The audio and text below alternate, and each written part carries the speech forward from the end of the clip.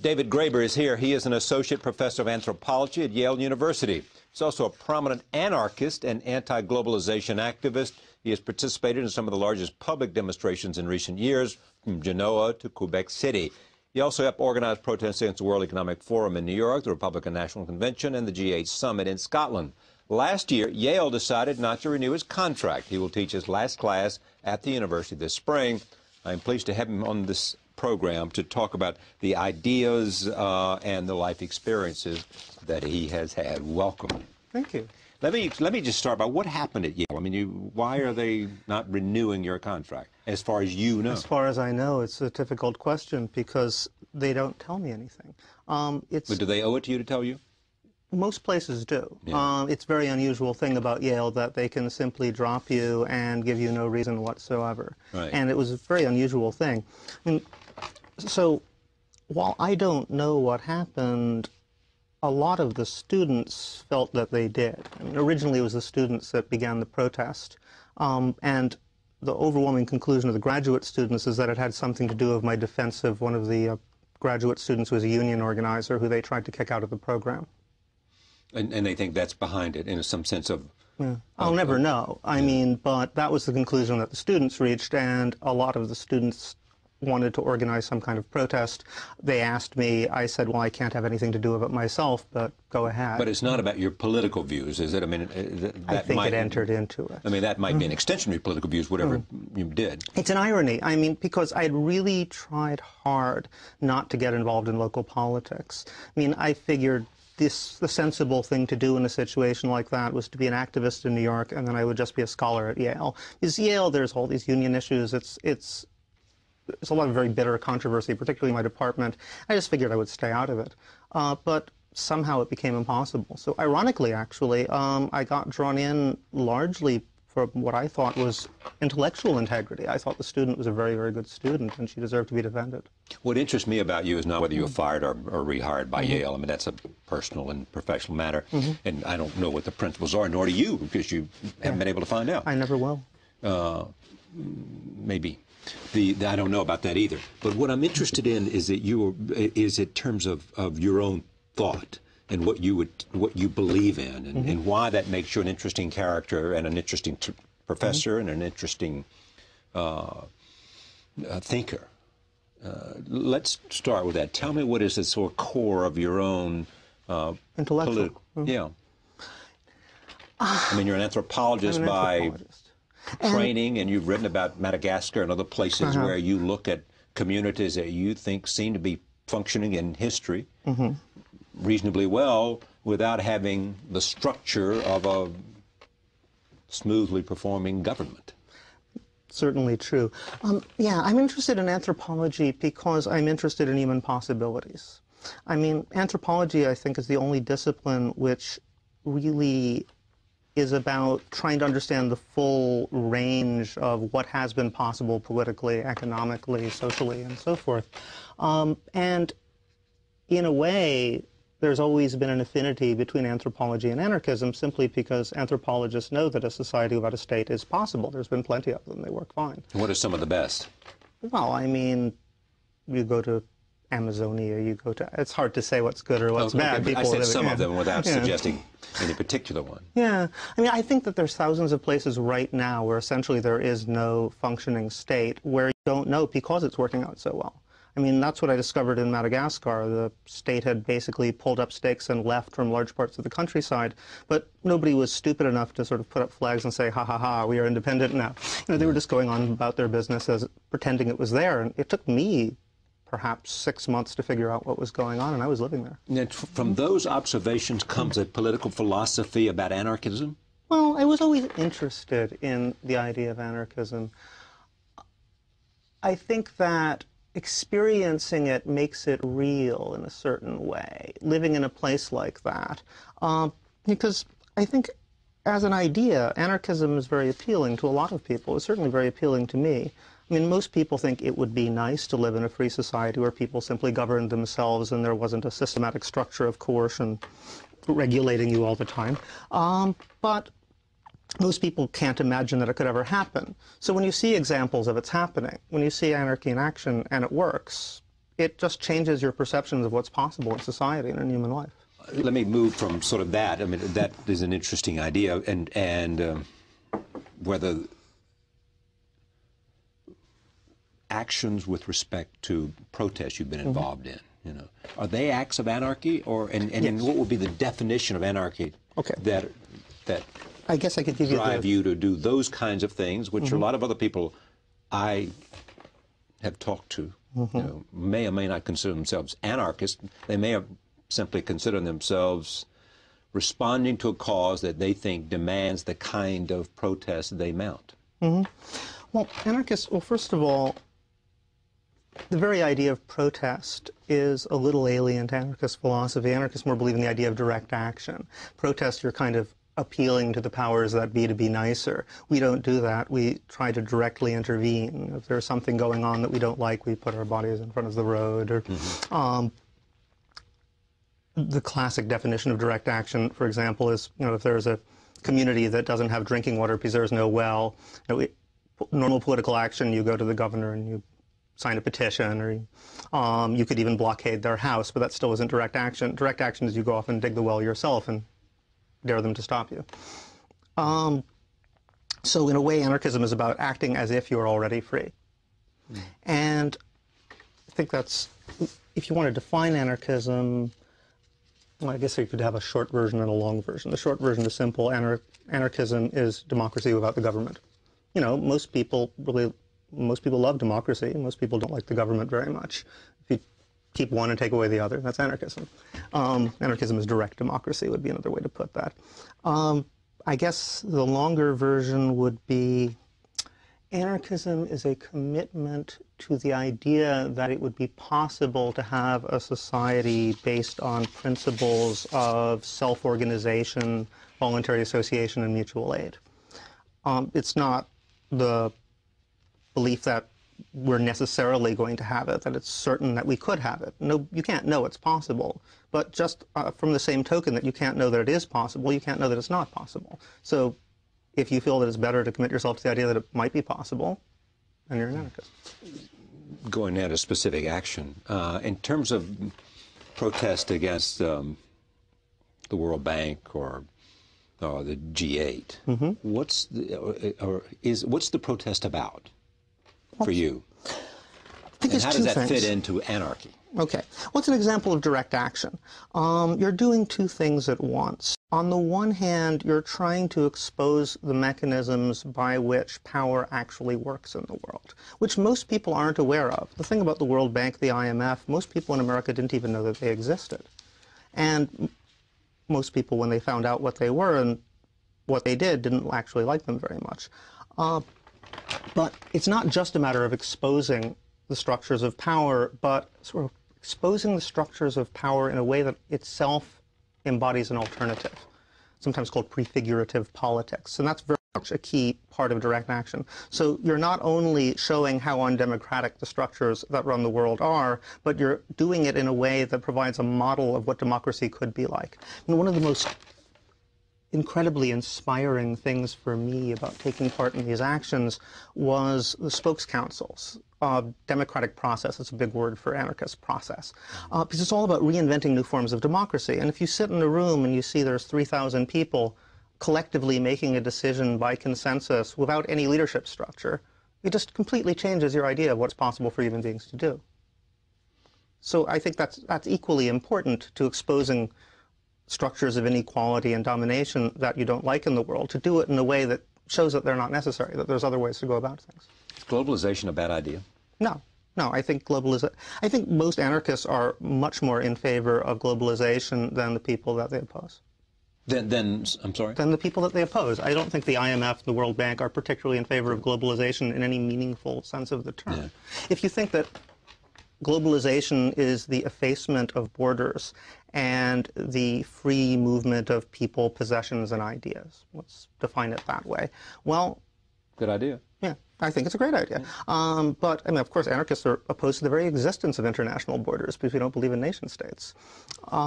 At the same time, you know, if you look at what actually happens with globalization, first of all, free movement of people It's not what it's about at all. I mean, the border guard between U.S. and Mexico has tripled since the signing of NAFTA. And because the way what they call globalization actually works, it's all about trapping people in places where you then remove Social Security, right. Creating people desperate enough to undersell each other, and allow corporations to move around to take advantage of it. I mean, we don't think that's real globalization. Does anarchy have a future? I think so. Well, I mean, I think we're at a really interesting historical moment. I think in a lot of ways we've kind of returned to what was happening a century ago. If you think about the sort of classic days of anarchism was 1870s, 1880s, 1890s, up to World War I, basically. That was a period of relative global peace, and it was a period much like the age of globalization. People used to say things like, I remember reading someone writing in 1901 saying, it's hard for us to remember these days that there used to be these things called passports, and people had to show them at borders. I mean, people were just moving around much more freely. The idea of war between what were considered civilized countries seemed to be a thing of the past. And during that period, anarchism became the center of the sort of imaginative revolutionary left. All of a sudden, you had World War I, and which was, as everybody represents it, one of the most foolish wars in history. It wasn't really about anything. And suddenly anarchism disappears, and Marxism is everywhere, and it seems much more plausible. But if you think about the reasons for that, it seems to me the 20th century, most historians now think the 20th century ran from about 1914 to maybe 1991. The short 20th century, they sometimes call it. Well, the 20th century was probably the most violent century in human history. It was almost entirely made up of either fighting world wars or preparing for world wars. And during that period, certainly, I would say anarchism didn't look particularly realistic, because the one thing anarchists will never be good at is building gigantic mechanized killing machines, armies. You know, I think that's altogether to our credit. On the other hand, Marxist regimes often, that was about the only thing they were particularly good at. So they were pretty good at it. Yeah. But, you know, you get 1989, 1991, the wall falls, those regimes fall apart. Suddenly you're back in an age where it seems like you're back in the 1890s. It looks like war between industrialized countries is impossible. You have globalization again. Right. Suddenly the anarchists are back. And in a way, it's very funny, because in the 90s, people were talking about history is over. This is the end of history. Nothing will really change. It seems... Only one person to know about that was Francis Fukuyama was talking about everybody kept repeating it. Yeah. It's a line they all gave to us.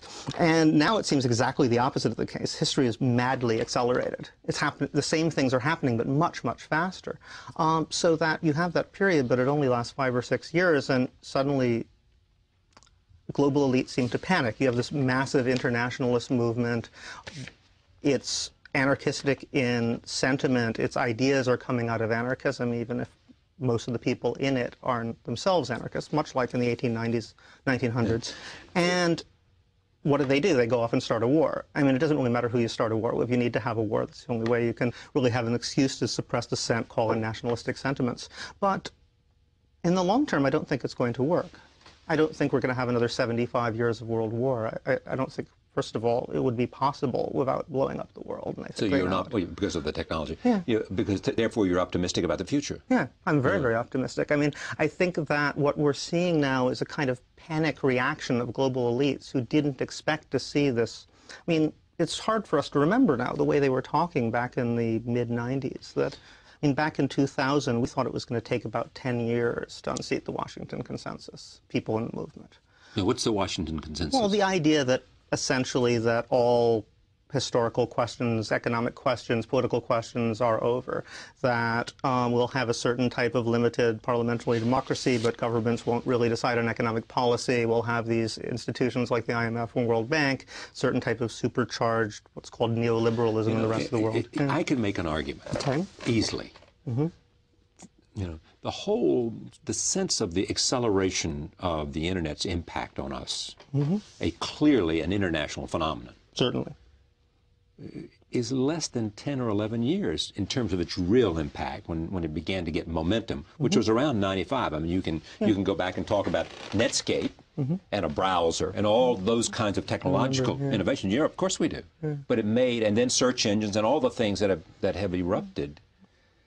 It's been a very short time, and it's accelerated beyond all of our imagination. Absolutely, I think you're right. And we have no idea what it would imply. I mean, this is one of the reasons I think something like anarchism is so important to put on our horizons, because it's about trying to reimagine the world, reimagine different ways of relating. And the one thing that we know is history is moving so quickly, things are going to change. The type of capitalism that we have now will not exist in 100 years. What kind of capitalism will exist in 100 years? Maybe something very different. We don't know. Because there's no way we can what? know. It will. Well, I mean, the one thing we know is that 100 years ago, the world was very different. Into something bigger, better, more powerful, or? I think that we have no idea. I mean, this is my way of thinking of it. We know that 200 years ago, the world was incredibly different. 100 years ago, it was very different. We can... 25 years ago, it was incredibly Exactly. different. I mean, if anything, change is speeding up. Yeah, exactly. Right. Change is accelerating. Yes. The velocity of change is exponential. The assumption that these questions are answered, that human possibilities are pretty much fixed, I think is absurd. We can't guess what the world is going to look like in 100 years, but we can try to create positive examples of alternatives which can inspire people and provide ways out, because we do know it's going to change. The question is, we don't know whether it's going to change for the better or the worse. Before I end this, what are you going to do? Myself? Yeah. Next year? Yeah. Well, Yale has actually offered me a year off at full salary for agreeing to go away. So now, see, I can't. Can I stop you there for a second? I bet you I could get on the phone and find out why they did not want to renew your contract. Well, that would be nice. I bet you I could. No, I just bet I could. But I bet 1,000 other people, not because I have any particular power, but I bet you could. If you really wanted to know, you could find it. Now, you may not agree, and you may think that the premise was false, but you could find out. I bet. But if I knew, would I say it on television? I mean, you can't say bad things about other professors. I mean, that's taboo. So what you did was criticize other professors? No, but I would have if I said it here. That's much worse than... So you think it was, in the end? I think in the end, I simply... In academia, there's a hierarchy, and you're supposed to be scared. You're supposed to be sort of cowering before people, and I was never disrespectful to people, but I didn't cower. What do you mean by cower in this case? Well, I mean, this is one reason I'm an anarchist. I think that structures of hierarchy, if you give people complete impunity and power over others, it creates a psychological dynamic which is almost sadomasochistic, you know. Does an anarchy, to be an anarchist is not to respect authority? No, I think to be an anarchist is to be critical of authority and to always examine where authority is just by definition. Well, no, to always examine authority critically to see if it's legitimate. Yeah. And I think there are forms of authority that are legitimate, but you don't worship authority as a thing in itself. Yeah. I mean, for example, take, I like the notion of self-subverting authority. I think there are certain types of authority which undermine their own basis, and I think those are very good, like a teacher. If you're a teacher and you teach someone very well, they know what you used to know, so there's no further basis for your authority. Depending on how good a teacher you are. So there's no basis for what? There's no further basis for the authority if you're a good teacher. Yeah, yes, because you need more people to come in, because it, you know. Well, between those two people, you know, the relationship subverts its basis. Yeah. But if you're a doctor and you cure someone, you no longer have any reason to have authority over that person.